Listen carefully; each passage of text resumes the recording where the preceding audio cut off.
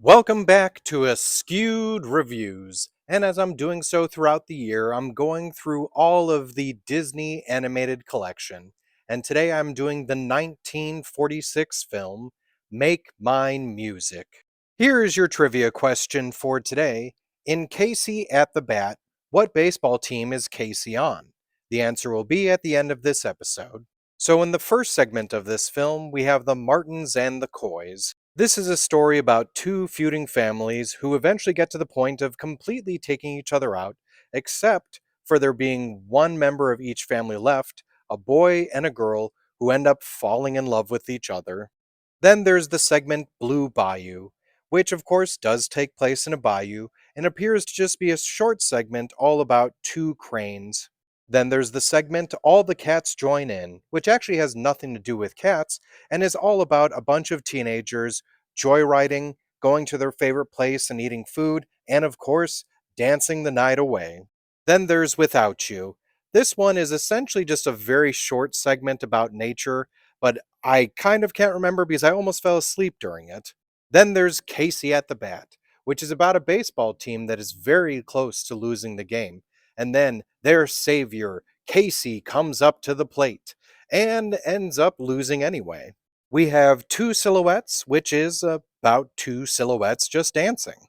Next, there's Peter and the Wolf, which is usually considered the most well known segment on this film, which has Peter sneaking out of his family home and hanging out with his animal friends trying to hunt down the wolf. But the wolf ends up finding them. Then there's After You've Gone, which is a segment all about anthropomorphic instruments that come to life and just dance around and party. Next is Johnny Fedora and Alice Bluebonnet, which is about a pair of hats that end up falling in love, get separated, and eventually find each other once again. The final segment is The Whale Who Wanted to Sing at the Met. This is a story about a whale named Willie who has a beautiful singing voice and would love to sing in front of a crowd. The head of the Metropolitan Opera hears about this whale and decides to hire a bunch of sailors to go help him find the whale. When they do find him, the head of the opera, of course, doesn't believe that the whale is doing it and thinks that there's people trapped within it, so he decides to harpoon the whale, killing Willie and causing him to go to heaven, where he now gets to sing for the angels. This is, of course, early Disney, so having a truly dark ending makes sense. This movie is one of 6 package films that was made during World War II, since there were so few artists available because of the war. Making segments was a lot easier than drawing up full feature films. The segment known as The Martins and the Coys is obviously a play on the actual family feud of the Hatfields and the McCoys. The Blue Bayou segment was originally created for Fantasia, but was never used. Casey at the Bat is based off of a poem of the same name by Ernest Lawrence Thayer. Also, Casey at the Bat is the only segment in this film to receive a sequel, as another short called Casey Bats Again was created in 1954. Jerry Colonna is the narrator for Casey at the Bat. Two Silhouettes is actually the second time ballet dancers David Lichin and Tatiana Rybuchinska have actually appeared in a Disney film.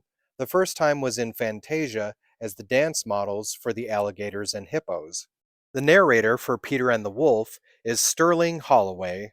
All 3 of the operatic singing ranges for Willie the Whale were done by Nelson Eddy.